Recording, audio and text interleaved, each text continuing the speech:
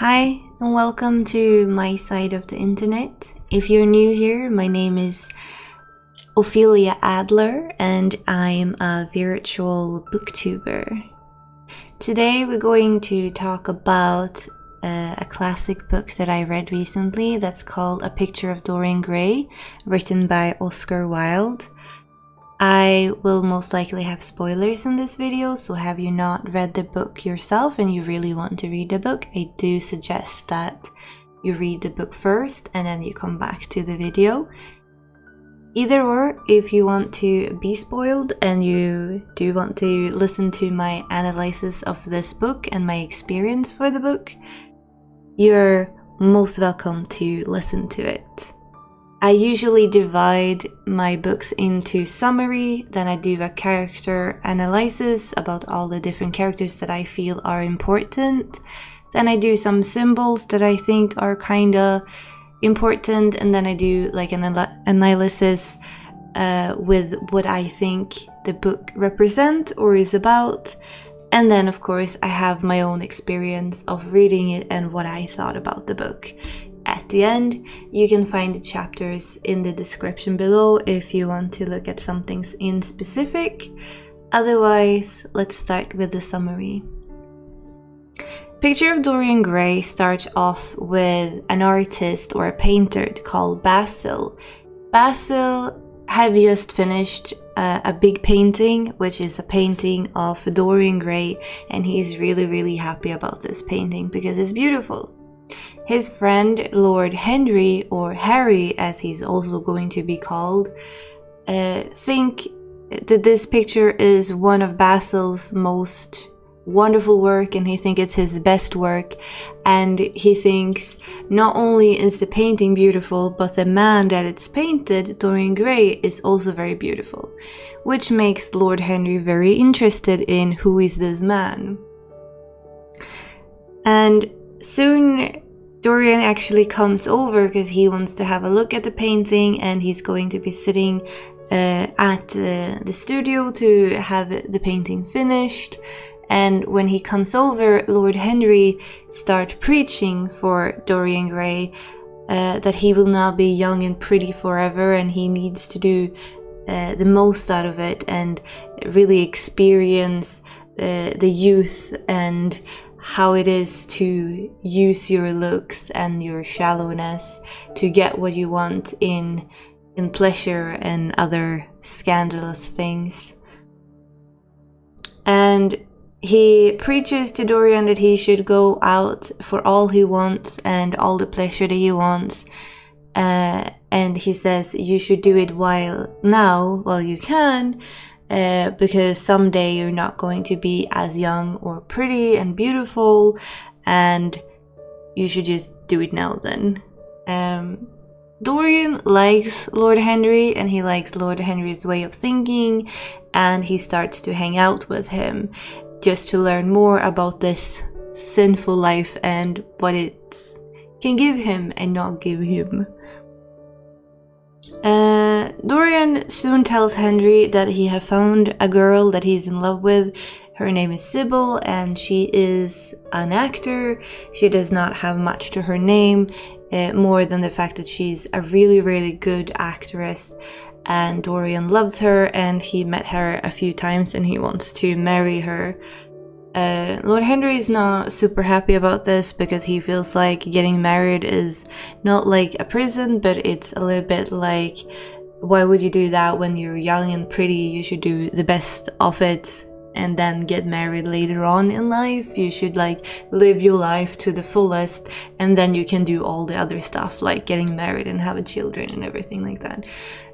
So Lord Henry is not super happy about it, but Dorian invites him and Basil to go and see Sybil, and as Dorian gets really horrified, Sybil is not as good of an actor that he remembered that she was, and she is forgetting her words, she is mumbling, she's not as radiant and as beautiful as she first was when Dorian found her.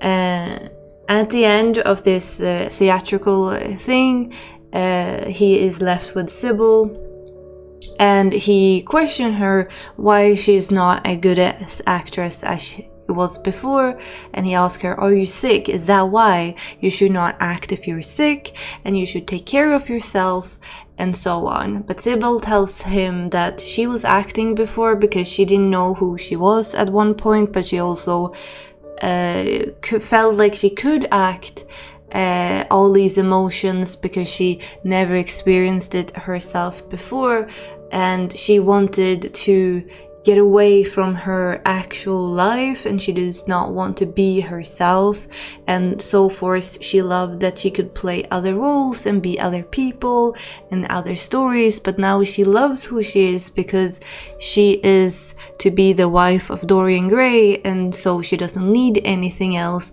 and therefore she doesn't need acting anymore because she doesn't have to escape being characters. So now that she have experienced love and she knows what she wants, and that's Dorian, her acting skills are not as good because that's not what she focuses on. Dorian loved her for her acting and therefore kind of dumps her kind of ruthlessly and very harshly. She tells him over and over again to not do it and that she loves him and she doesn't want this to happen, and he just cold-heartedly dumps her. When he gets back home, he looks at the big picture or the big artwork that Basil did in the beginning of the book that he has, Dorian has in his home. And when he looks at the picture, he can see that he has a little bit of like a smug on his face, and he feels like something have changed in this picture. The next day, he gets to know that Sybil have killed herself, and Lord Henry tells him to see this as an experience and that he should move on, and this is for the better, and that he will most definitely love again. But again, he's young and he's beautiful and he should make the most of it. Dorian cold-heartedly do follow this suggestion, and Lord Henry also gives Dorian a book. That's a little yellow book, and Dorian reads this book after Sybil's death, and he absorbs it and he falls in love with it, and he buys multiple editions of it and just carries it around for all eternity, always, and he truly lives by it fully.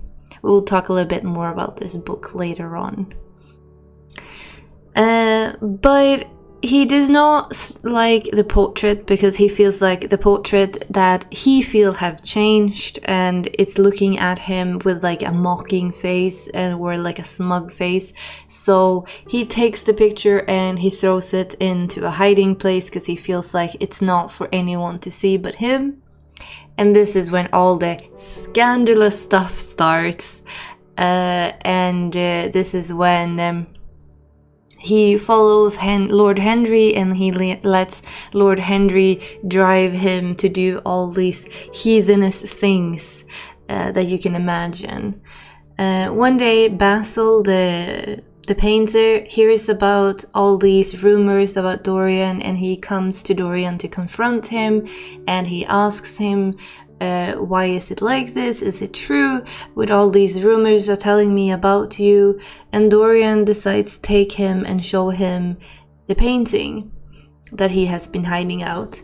Dorian blames Basil for all that happens, and in rage he also kills him because he feels like at one point Basil said that he hopes that the picture will grow old and not actual Dorian, and he feels like it must be Basil's fault for doing this because he's also the painter and he was the one creating this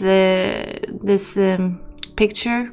After this, he sees Sybil's brother, and his Sybil brother is attacking him, and he wants to revenge for Sybil, but it's been 18 years, I think, since Sybil's death, and Dorian shows himself, and it was like, I am a very young man, as you can see, there's no aging in my face, I'm very young still.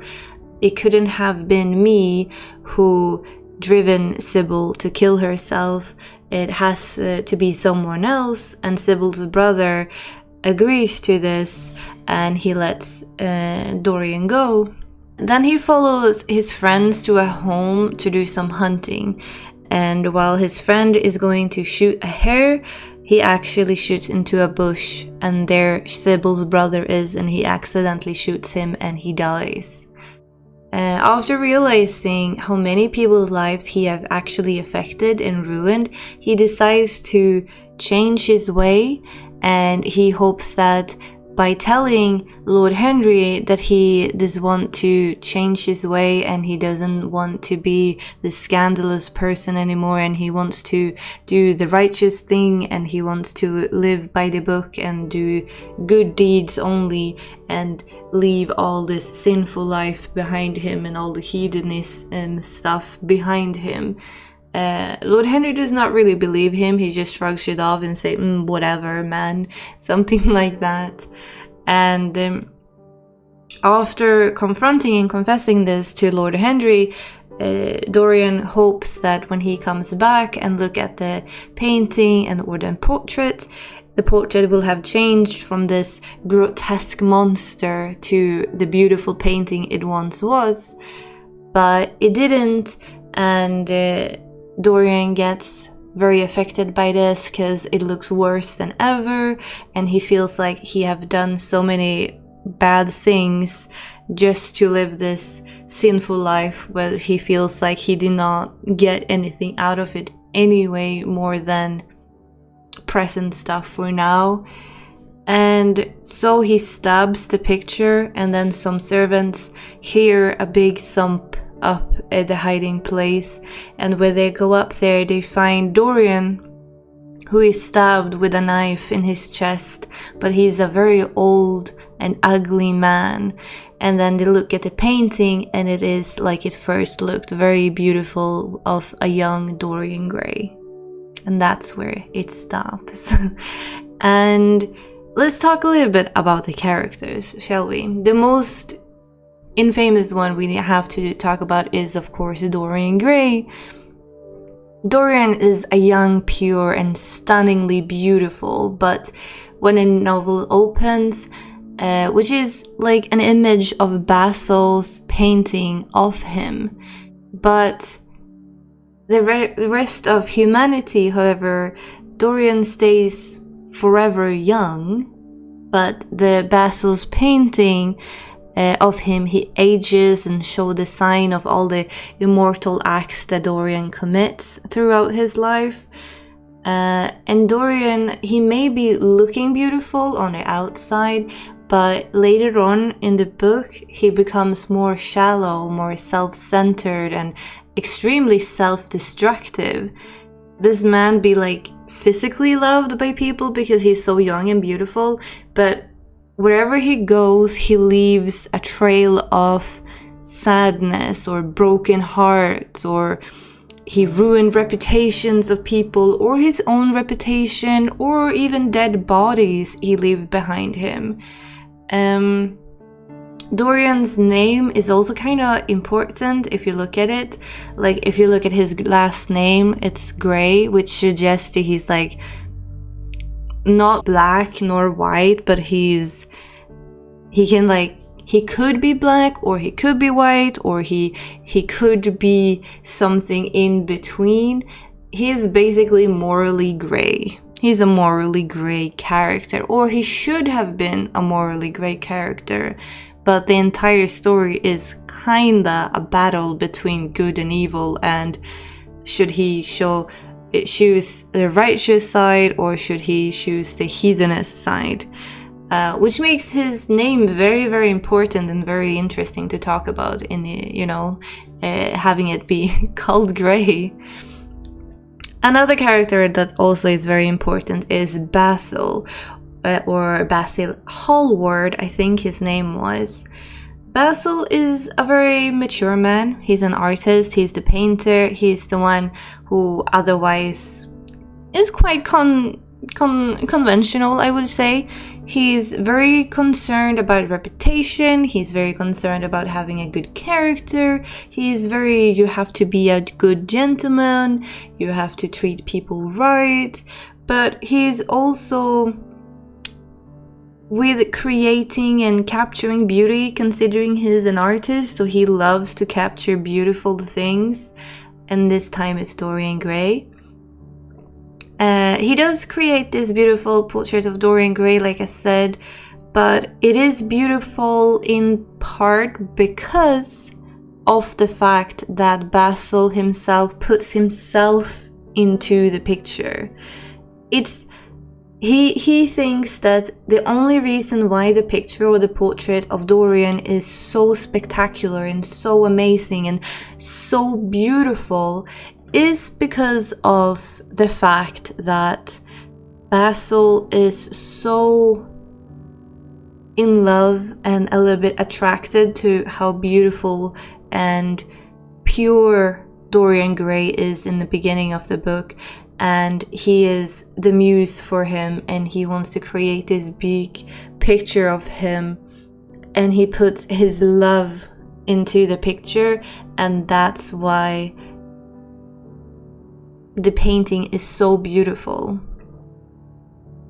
But it doesn't remain beautiful, which is an interesting part, because the only one who does remain beautiful is Dorian himself. But I think it's really, really interesting about the characters, but I will say it after I talk about the other one, which is Lord Henry Wotton, or Lord Harry, or only Harry, depending, because they switched a lot in the book. In the book I read, it was either Lord Henry, or Harry, or Lord Wotton. So it was a lot of different ones, but it's the same character. Lord Henry is, among other things, he's like a critic. He is critiquing things, like, you know, you have Basil that we talked about. He paints and he creates things, but he doesn't necessarily explain his art. He doesn't explain why it's beautiful, and he doesn't explain the fundamentally changes in life of Dorian and all these things. He doesn't explain what to do and, like, you know, what can you do with this beauty. Basil, he creates the beauty, but he doesn't explain what can be done with the beauty in a way. Lord Henry likes corrupting people. Henry is also a cynic and a dandy man. He lives his life on a display for the world, for pleasure and everything, and he's like the heathenist, sinful man, and that's his philosophy and his theory that he thinks is the best, and he's corrupting this Dorian Gray, who is very naive in the beginning of the book and very easily influenced. Basil tells him not to influence Dorian Gray too much because he knows how Lord Henry is, but Lord Henry is like a lion on a gazelle, and he's like, I want to put my teeth into that, and I want to corrupt him anyway.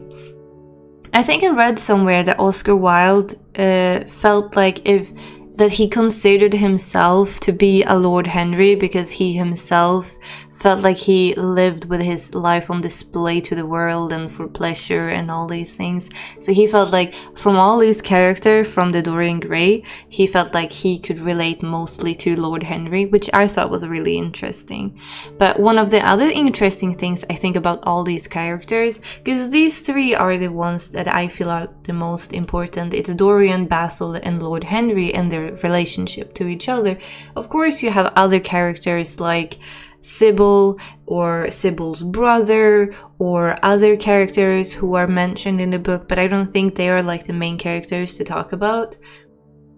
But one that I think is really, really interesting is the book is a little bit like a metaphor, like for good and evil, which will, you know, and Basil, who's the one who talks about this fruitfulness and righteousness, and then you have Lord Henry who talks about like the heathenisms and, you know, being a heathen and having a sinful life and doing the most of your youth and just really using your youth to, you know, get what you want now because you might not get it later on.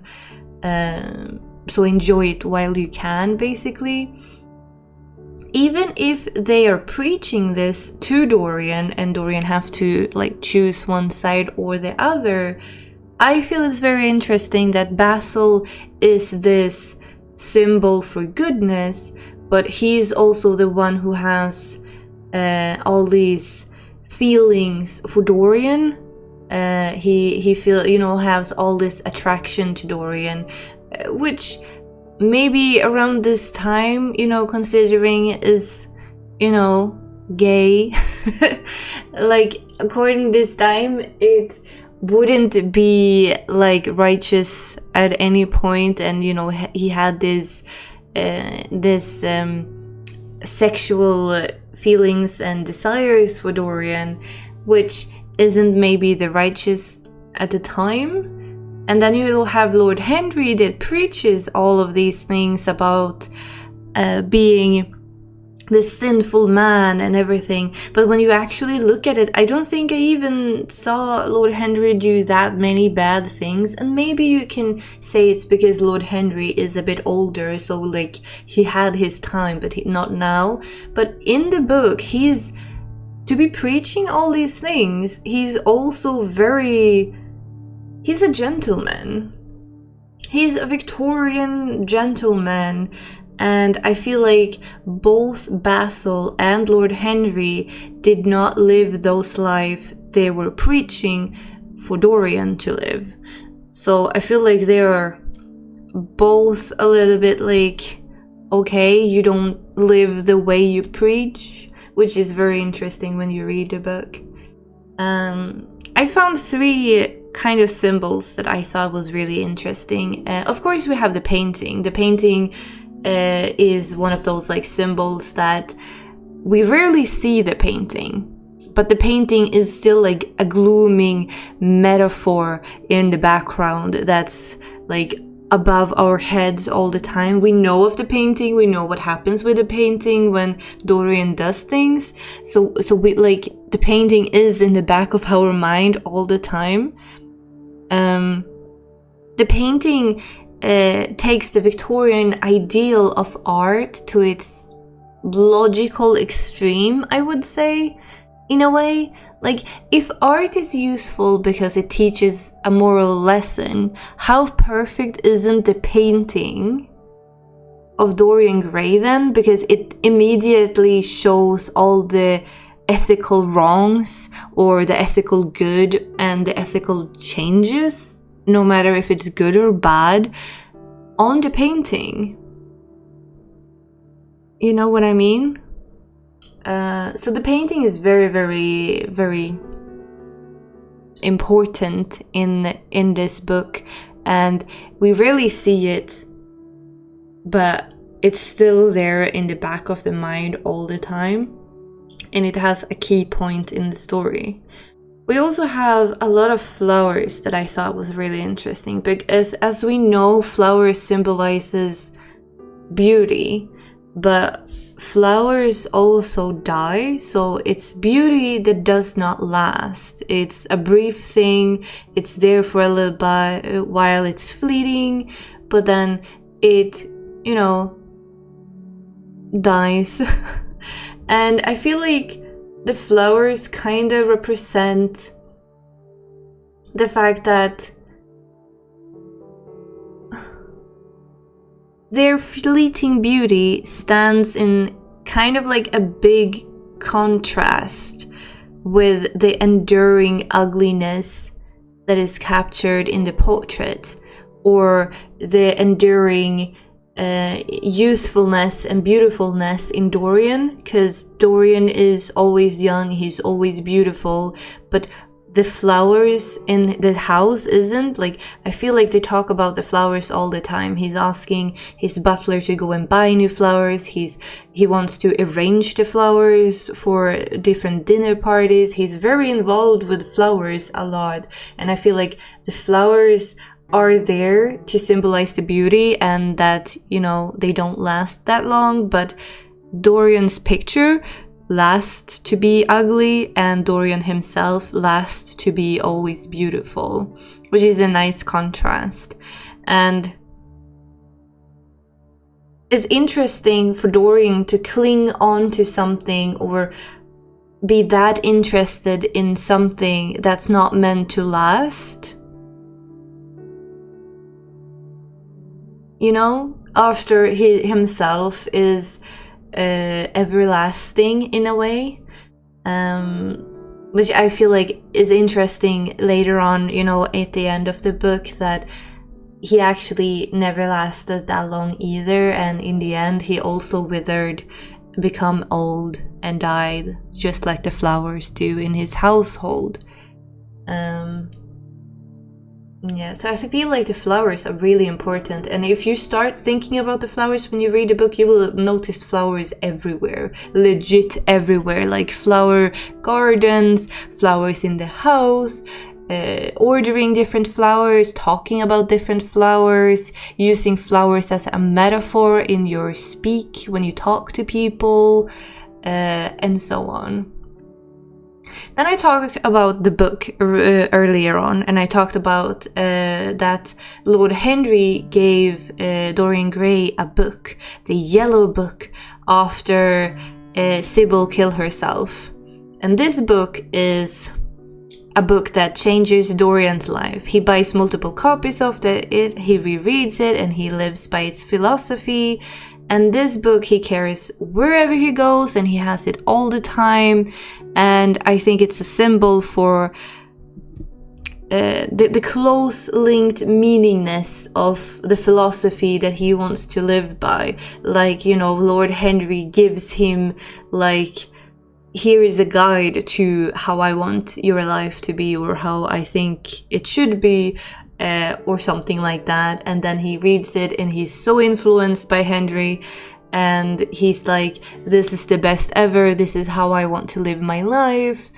And many have speculated, I read somewhere, that generally controversial French novels were bound in a yellow during this period of time. So many have talked about that maybe they were like controversial French novel, so that this book represented the influence of French literature in a way, and that these yellow bound books were considered sensational at best, and it was like a dissent and an immoral at worst, and promoting both the sexual and philosophy. And it's basically everything that Lord Henry is, like, you know, he's preaching this sexuality and philosophy of deviance, and this is how it should be.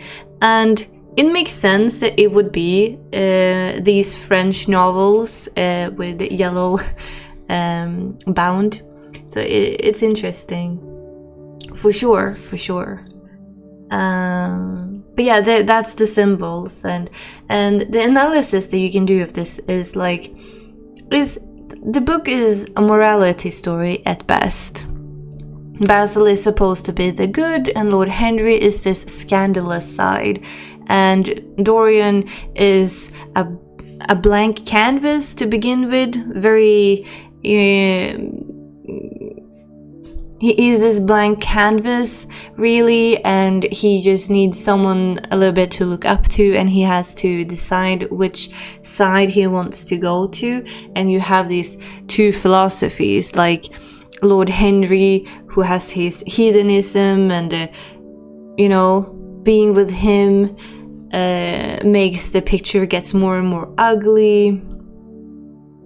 And I feel like why the picture of Dorian gets so ugly is because the picture is a mirror towards Dorian's actual soul, and it shows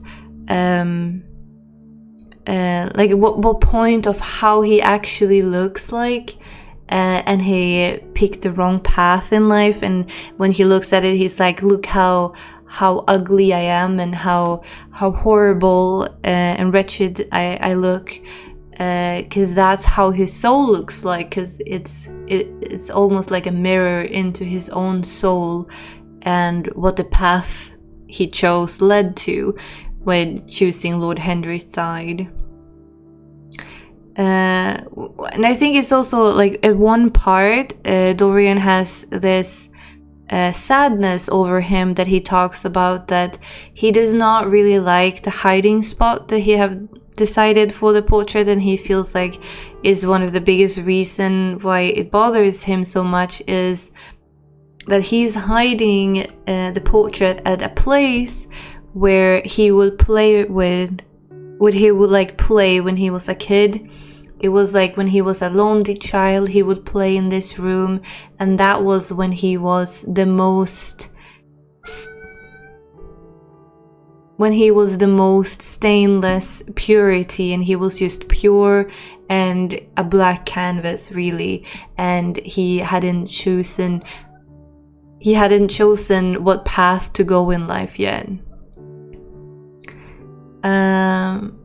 But I still think it's very interesting that the fact though that even Lord Henry and Basil were trying to impart morality lessons to Dorian, they themselves did not follow their own philosophies. Like Lord Henry was a proper Victorian gentleman in his life, and Basil had impure desires for Dorian, which is one of my interesting analyses that I really think is important. But I think also like the problem in the world, or the problem with the book, is like nothing is ever good and bad. It's not pure or evil. It's always going to be that morality that makes everything gray. We can't just say it's black or white. Everything is gray, and we need to embrace every part of us, and we don't have to pick and choose what path we do, because we have to embrace ourselves. And I think it was somewhere in Dorian Gray that it said every human being have some level or some part of heaven and hell in himself, and we don't have to choose to only live in the hell part or only be in the heaven part, but we are humans, and that makes us part of both, and therefore we're not good or evil, but we are a mix, and that makes us morally gray as humans.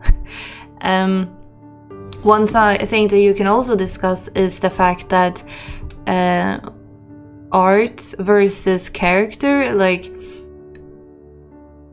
if you look at a picture and a beautiful picture, you can have this is how a person is, like, you know, you have your own subjective thoughts about how people are or how they act and how they should be compared to what the art say. And we can just, you know, different art. You can see here I have a lot of art of myself. I have different outfits that have different meaning. I have different kind of styles and art styles of my own character. And which is the real me? Does anyone know the real me by just looking at all these pictures and how I'm depicted in these? Or who am I as a character? Because we can always talk about like how are we depicted in art, and who are we in real life, and do we have to act the way we are depicted, or should we act the way we're depicted, or are we two different entities? Or we can also, like, it's not only art these days, but, you know, we can look at social media. We can create this fake personality or this fakeness online today by just editing some things and only sharing the good part of our lives and just not the bad parts. So we like show all this goodness and happiness and beautifulness, and everyone will think that we live these kind of lives in the end. But that doesn't reflect on us, on how we are as a character or how we are as a person, because that's just a picture, or that's just art, or that's just one side of many sides to look at a person's life and character. which is also kind of interesting to have a discussion on, actually. And I feel like this book says a lot. When it comes to my own experience reading this book, I fell in love. I knew I was going to like this book. I thought going into it, it was going to be a little more about insanity. I thought it was going to be a little more, oh no, Dorian is actually slowly going more and more mad, which he does, but I was expecting it to be a lot more, so to say. But that does not mean that I did not like it at all. Like, it is one of my most favorite read books this year. It is in top 10 at least. And I truly liked it, and I think everyone should read it at one point or another, because it is very well written. I love how Oscar Wilde writes his books, because they're easily to grasp, they're well written, like his symbolism is just point on. You know what he's trying to say, and I don't know, his writing is just beautiful to me, and I truly love his work, and I feel like I need to read more of him, because I think that he might be one of my favorite authors out there. But yeah, I waited a very long time to read this, and I know a lot of people wanted me to read it sooner, and the reason why I waited so long to read it was because I was never in a state of mind where I could read it, considering I thought for sure I was going to love it, and I've been going through a lot with like sicknesses and stuff, and I did not want anything surrounding me in my real life to infect my thoughts on the book. Like, I did not want to read it when I had a half migraine, because that might infect my feelings towards the book, because I have a bad experience and so forth. And I really, really wanted to like Dorian Gray, and I feel like I waited and I picked it up at the right point, and I truly loved it, and I will most certainly read it again. I feel like this is a rereadable book for sure, and I feel like, I don't know, I just love it. It's a gem. It's beautiful. If you haven't read it yet, pick it up. What are you doing with your life? Don't be like me. Don't wait. And that's all I have to say about Dorian Gray for now. And leave a comment below. Have you read it? Are you planning to read it? What was your thought about the book? Did you enjoy it? Did you not like it? Anyway, don't forget to leave that comment, leave a like, and have a wonderful day, and I will see you next time. Bye.